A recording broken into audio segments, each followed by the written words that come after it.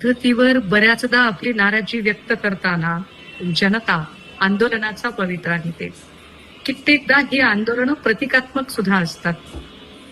आज ज्या पद्धतीने कृषी मंत्री माणिकराव कोकाटेंचा ऑनलाईन रमी गेम खेळतानाचा व्हिडिओ बाहेर आला, यावरून शेतकऱ्यांच्या पोरांच्या मनात संतापाची भावना येणं अत्यंत स्वाभाविक होतं.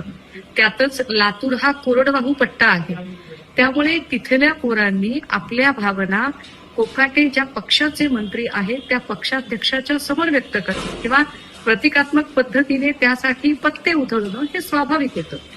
अर्थात याचं समर्थन करता येणार नाही आणि याला प्रतिकार करताच येऊ शकतो, परंतु याला प्रतिकार किंवा प्रतिबंध करण्याच्या ऐवजी ज्या पद्धतीने या शेतकऱ्यांच्या पोरांना मारहाण केली गेली ही अत्यंत वाईट आहे.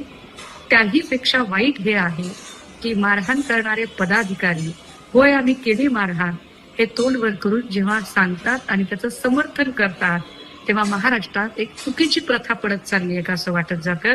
कारण नितेश राणे, संजय गायकवाड, संजय शिरसाट, पडळकर अशा कितीतरी घटना, या प्रत्येक घटनेतला माणूस मारहाणीनंतर सांगतोय की होय आम्ही असं केलं. याचा अर्थ आम्ही सत्तेत आहोत, सत्तेचा उन्माद आहे आणि आम्ही काहीही केलेलं चालून जाऊ शकतं, अशी जी चुकीची प्रथा पडते.